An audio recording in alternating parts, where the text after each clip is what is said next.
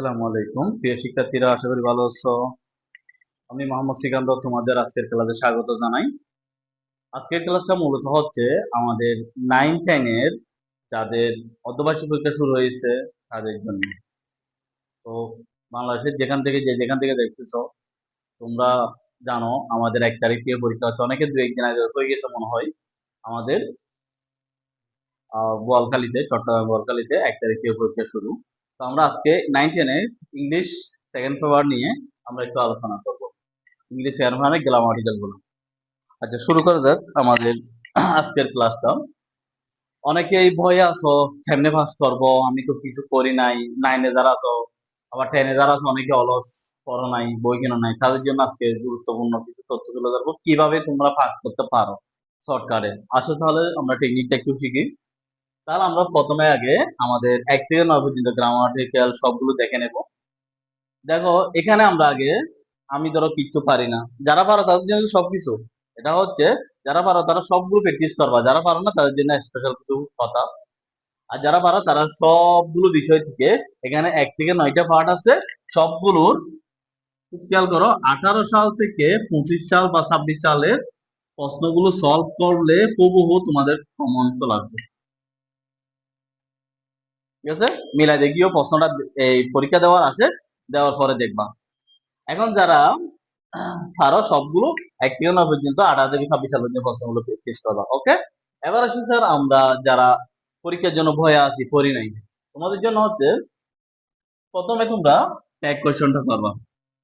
সহজ বিষয়, সাফিক্স রিক্স, ঠিক আছে, linking word and also, but, if, viz, therefore, এগুলো আমরা সবগুলো আসলে একটা পেসেজ করার সময় আমরা পড়ি। এগুলা হয়তো আমরা জানি না যেগুলো লিঙ্কিং ওয়ার্ড বলে বা কানেক্টর বলে, এটা ইন্টারও আছে। তাহলে আমরা এই 3টা বিষয় হচ্ছে সহজ। এরপরে প্রিপোজিশন, ইন্টারও আছে। প্রিপোজিশন আগে আমাদের ছিল না, এই 26 সাল থেকে আবার অ্যাড করছে। তো প্রিপোজিশন গুলো, অ্যাপ্রোপ্রিয়েট প্রিপোজিশন গুলো একটু ভালো করে দেখে নিবা। বেশি না, তোমরা 10-15টা বা 20টা যদি তোমাদের বইয়ে যে বই আছে ওই বই থেকে যদি প্র্যাকটিস করো, আশা করি পেয়ে যাবা। আমাদের আজকে একটা ভিডিও দিছি, সকালে দেখিও, প্রিপোজিশনের উপরে দেখে নিবা। এরপর আসি পাঞ্চুয়েশন মার্ক ও ক্যাপিটালাইজেশন। পাঞ্চুয়েশন মার্কটা যদি ন্যারেশন থেকে আসে একটু কষ্ট হয়ে যায়, কারণ ন্যারেশনটা তোমাদের নাই। এটা কিন্তু দুর্ভাগ্য তোমাদের জন্য, ন্যারেশনটা আসলে 19 থেকে কেটে যাবে, সেটা ভুল হয়েছে। এটা দেওয়া দরকার ছিল, কারণ দেখো এইটা আছে, আবার তোমার কি ইন্টার আছে, তাহলে তুমি যদি এখন ন্যারেশন যদি পারতে তাহলে এটা একটু সহজ হতো। বলা হতে কোনটা হবে, আমাদের ইনভার্টেড কমা কোথায় হবে সেটা একটু। আচ্ছা যাক, এগুলো একটু প্র্যাকটিস করে নিবা। এবার আসি sir Gingee sentence. Sir change সেন্টেন্সে আমার সবগুলো পারি, সিম্পল কমপ্লেক্স কম্পাউন্ড পারি না, এগুলো কঠিন। আচ্ছা তাহলে এখানে 10টা, তাহলে এখন 10টার মধ্যে সিম্পল কমপ্লেক্স কম্পাউন্ড ধরে নিলাম 4টা বাদ। তার এখানে আমার অ্যাফার্মেটিভ, নেগেটিভ, ইন্টিগ্রেটিভ, এক্সক্লেমেটরি আছে না, ওখান থেকে আমরা 6 করব। কত করব? 6 করব। আমাদের অ্যাফার্মেটিভ, নেগেটিভ, এক্সক্লেমেটরি এগুলো দিয়ে আমাদের 6টা আসবে। তাহলে আমি আর 4 নম্বরটা এখানে বাদ দিলাম, 10 থেকে কি 4 বাদ দিলাম। সিম্পল কমপ্লেক্স সমাধান দিয়ে না পারে, পারলে তো আলহামদুলিল্লাহ। এবার আসি রাইট টু বানান। রাইট টু বানান দেখলে আমার ভয় লাগে, অনেকে বলে। তুমি যদি ভালো করে একটু করে দেখো, অর্থটা যদি বুঝো, তাহলে তুমি অনেক এগিয়ে যেতে পারবে। এক্ষেত্রে তুমি 10টার মধ্যে কমপক্ষে হলো 5-6টা হবে। আচ্ছা, যদি আমি যদি পারি না, তাহলে আমি এটা বাদ দিলাম। টেবল, সাবস্টিটিউশন টেবল একটু ভালো করে দেখবা। এখানে একটা টেকনিক দেখবা, টেবল ফার্স্ট আর আছে, সেকেন্ড আর আছে, ফার্স্ট আর আছে, সেকেন্ড আর আছে। ফার্স্ট আর আছে না আমাদের 6 নম্বর টেবল গুলো আছে না, 6 নম্বর।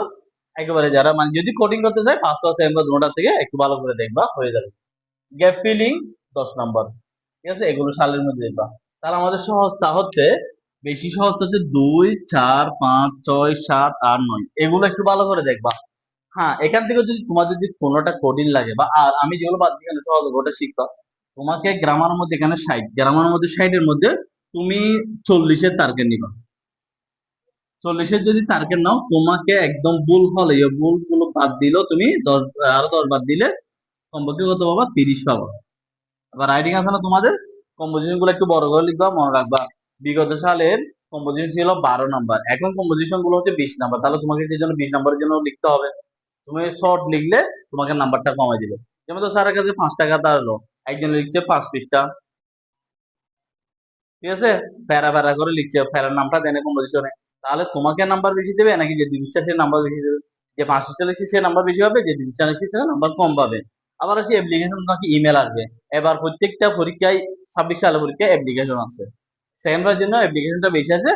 তারপরে লেটারটা একটু করে দেখে নিবা, লেটার বা ইমেল। অ্যাপ্লিকেশনটা একটু দেখবে, অ্যাপ্লিকেশনটা একদম সহজ। অ্যাপ্লিকেশন তোমাদের সিলেবাস আছে, এগুলো দেখবে। এগুলো হচ্ছে জাস্ট আমাদের মূলত যাদের অর্থবার্ষিক পরীক্ষা হচ্ছে 19 তাদের জন্য। তো আশা করি তোমরা একটা ভালো রেজাল্ট করতে পারো, তোমাদের জন্য শুভকামনা। ভয় পেও না, তোমার যে যে ডিভিশন সহজ লাগে সেটা করে নেবা। একটা কথা আছে, নাই মামা সে খানা মামা ভালো। তুমি ফেল করা সে পাস করাটা ভালো হবে। সেজন্য তোমার লাগবে যে আমি 40 কেমনে পাবো, ওই বিষয়গুলো করবো। আর তোমরা 9-10 উঠছো, তোমাদের এখন একটু মোটামুটি একটা মাইন্ড করার একটা কি আছে, মাইন্ড আছে।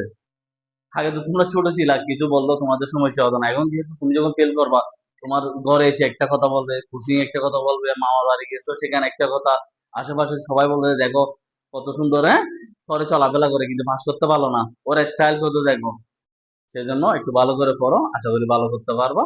তোমাদের জন্য শুভকামনা। একটু মন দিয়ে পড়ো, পাস করতে পারবো। বুঝতে